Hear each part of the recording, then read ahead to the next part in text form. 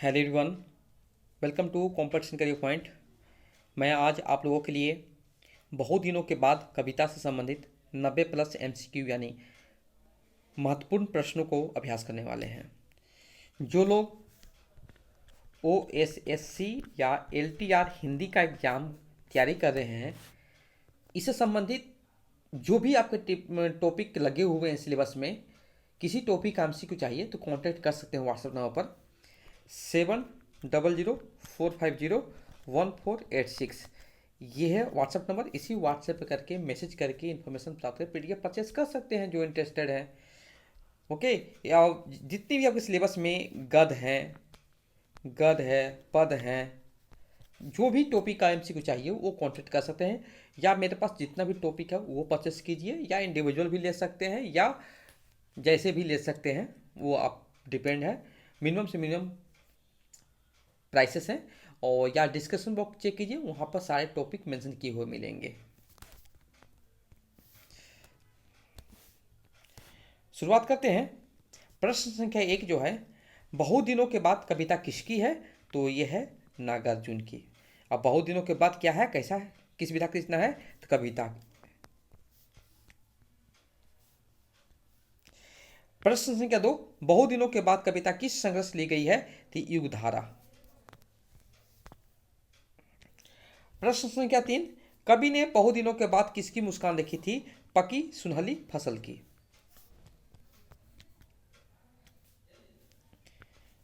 कोकिल कंठी तान किसके गले से निकलती है? तो विकल्प सी किशोरी। बहुत दिनों के बाद कविता में कवि नागार्जुन किस वातावरण का वर्णन करते हैं? तो ग्रामीण। प्रश्न संख्या 6, कविता में किस फूल के बारे में जिक्र किया गया है? तो मौलसेरी फूल का जिक्र किया गया है।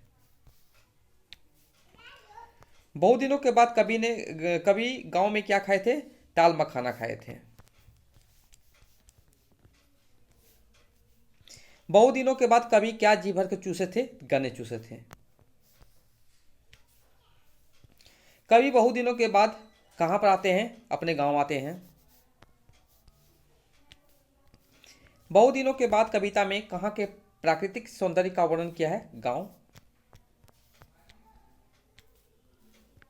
कवि की कविता में ग्रामीण परिवेश का डैश उभरता है? मार्मिक चित्र उभरता है। प्रश्न संख्या 12, बहुत दिनों के बाद नागार्जुन जी भर के क्या सुनते हैं? किशोरियों की तान सुनते हैं।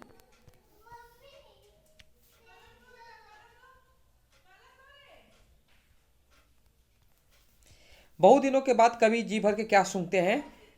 तो क्या सुनते हैं तो मौसरी के फूल सुनते हैं।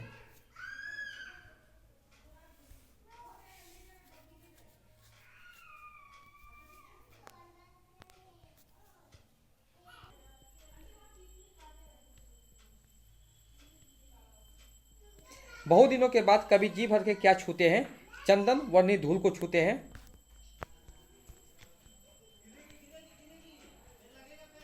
बहुत दिनों के बाद कविता के अनुसार किशोरियों क्या कर रही थी? धान कूट रही थी।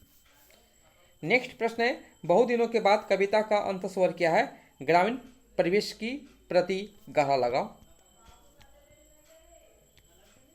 नेक्स्ट है, कविता में बहुत दिनों के बाद का उल्लेख किसके लिए किया गया है? गांव के अनुभवों के लिए किया गया है।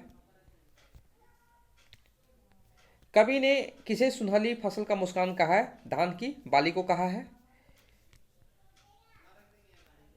बहुत दिनों के बाद कविता में कौन सा केंद्रीय अनुभव प्रमुखता से वर्णित है? सभी। गंध दृष्टि स्पर्श सभी हो जाएंगे यहाँ पर।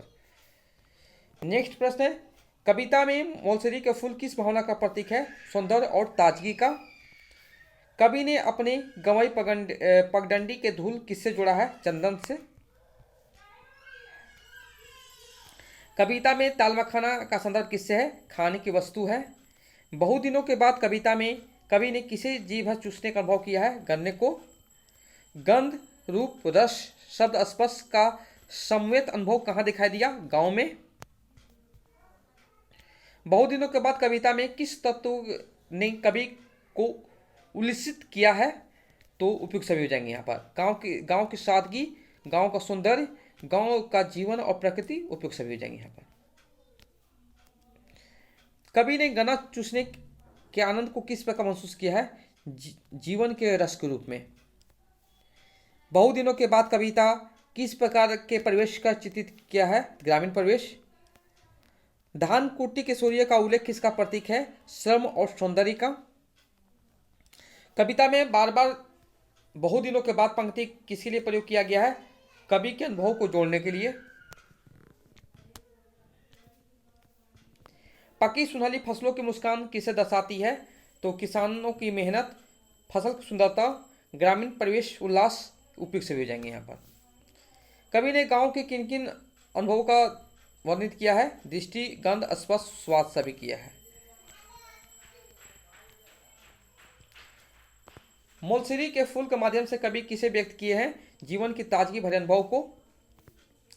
बहुदिनों के बाद कविता में किस क्रिया को प्राथमिकता दी गई है? सकर्मक क्रियाओं का वर्णन। बहुदिनों के बाद कविता का मूल स्वर क्या है? उल्लास और प्रसन्नता। गांव के खेतों में फसल कैसी दिखाई दे रही है? मुस्कुराती हुई दिखाई देती है।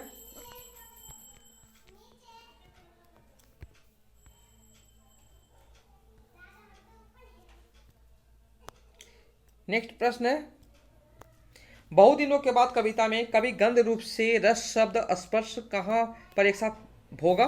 तो पृथ्वी पर यानी भू पर।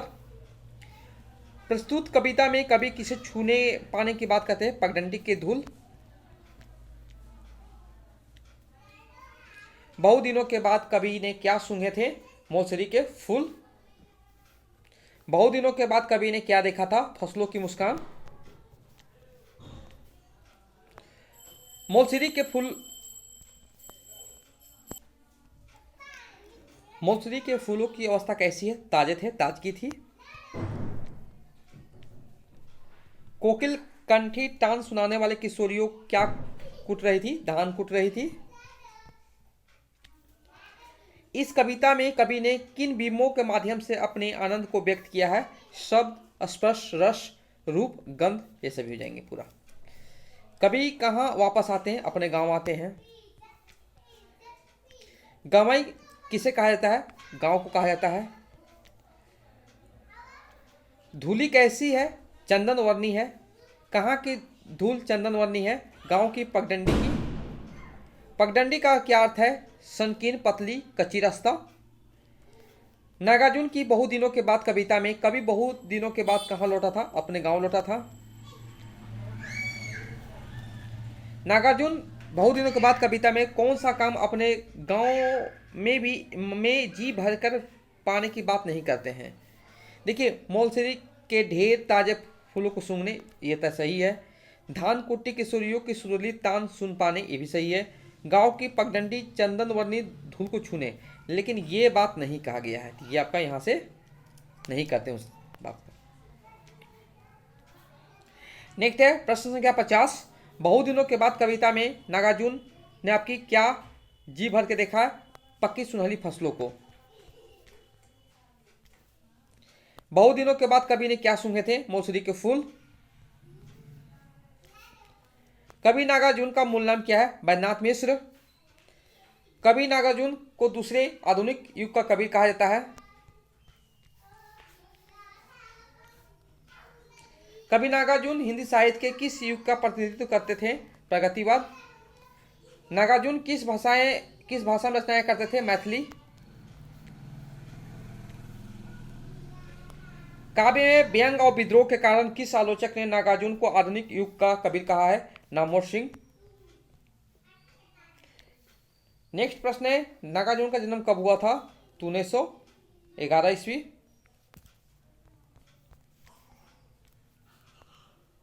इंदिरा गांधी की राजनीति को केंद्र बनाकर किस कवि ने उन पर आरोप लगाकर कविता की थी? नागार्जुन। रत्नगर्भ खंड काव्य के रचयिता कौन है? नागार्जुन। कबीर के उपरांत हर विध्वंसकारी और जन विरोधी शक्ति को सर्वाधिक खुली चुनौती देने वाला साहित्यकार कौन है? नागार्जुन। बैद्यनाथ मिश्र किस प्रसिद्ध रचनाकार का मूल नाम था? नागार्जुन। इनमें से कौन सा कवि अपनी घुमक्कड़ी प्रवृत्ति के लिए प्रसिद्ध है? नागार्जुन।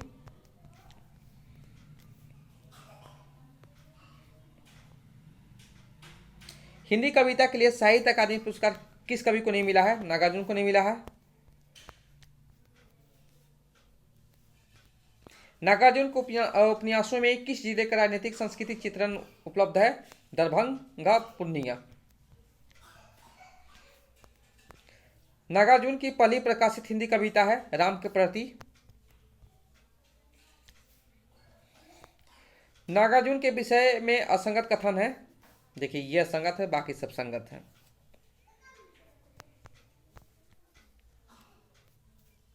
यहां पंक्ति लिखी हुई है। नागार्जुन के काव्य के विषय में यह कथन किस विद्वान का है? तो यह है मैनेजर पांडे जी का है। नागार्जुन की कालिदास कविता किस काव्य संग्रह में संकलित है? सतरंगे पंखों वाली।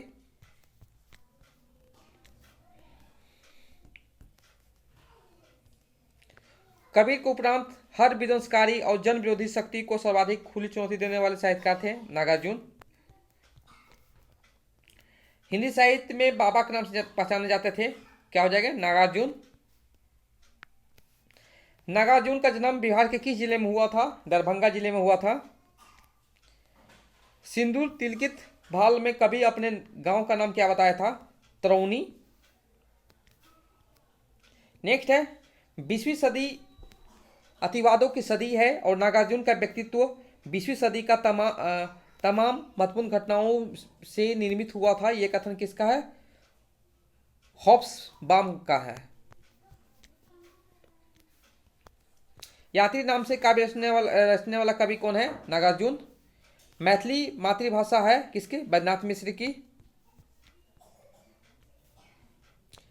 किसके शिष्य के नाम पर बैद्यनाथ ने अपना नाम नागार्जुन रखा था? महात्मा बुद्ध। बैद्यनाथ मिश्र ने मैथिली में किस उपनाम से लिखना आरंभ किया था? तो वैधे उपनाम से लिखना शुरू किया था। नागार्जुन की प्रथम कविता छपी थी 1930 ईस्वी में। किसकी रचना संयुक्त निकाय का अनुवाद पढ़कर नागार्जुन में पाली पढ़ने की इच्छा हुई थी? राहुल संखत्यान की। बाबा नागार्जुन ने बौद्ध धर्म की दीक्षा कहां से ली थी? श्रीलंका में ली थी। नागार्जुन ने किस धर्म में दीक्षित होकर नागार्जुन नाम रखा था? बौद्ध धर्म। घर का आदम का तबेला कहने वाला कवि कौन है? नागार्जुन। नागार्जुन ने घेर को किस संज्ञा में अभिहित किया था? आदम का तबेला। मैथिली में लिखने वाला कवि इनमें से कौन है? तो हो जाएंगे नागार्जुन जी।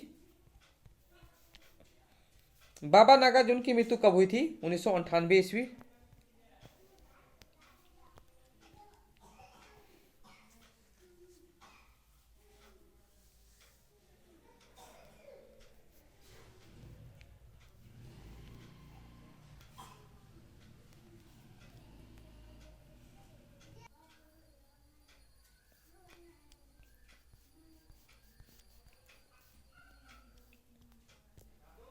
यहाँ पर पंक्ति लिखी हुई है, ये उक्ति कहाँ से ली गई, कही किसके द्वारा कही गई है? नागार्जुन के द्वारा कही गई है। नागार्जुन के काव्य की भावनात्मक विशेषता क्या है? ये सभी हो जाएंगे। छंद शैली एवं काव्य रूपों का प्रयोग नागार्जुन की क्षमता की जाती है निराला से। नागार्जुन के काव्य के कौन सी विशेषता उन्हें कबीर के समकक्ष खड़ा कर देती है? व्यंग चेतना। नागार्जुन की भाषा क्या है? खड़ी बोली। यह तो नागार्जुन के साहित्य का मैनिफेस्टो है, कथन किसका है? नागार्जुन का। नागार्जुन का जीवन काल क्या है? 1911 से 1998 ईस्वी। ये था आपका नागार्जुन से संबंधित कुछ महत्वपूर्ण प्रश्न थे और साथ में आपको